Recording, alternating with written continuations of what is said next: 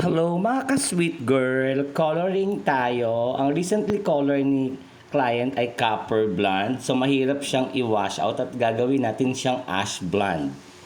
So apply lang tayo ng pangkulay at ang pangkulay natin ay nilagyan ko siya ng matte blonde tsaka ng ash blonde para ma-wash out talaga yung red hair dahil hindi basta-basta nakakatanggal ng red hair.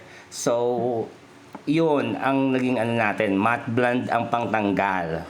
So matte blonde lang, ayan na, magiging ash blonde na siya. So binanlawan na natin siya after 1 hour lang yan ng coloring. So ayan na yung process niya.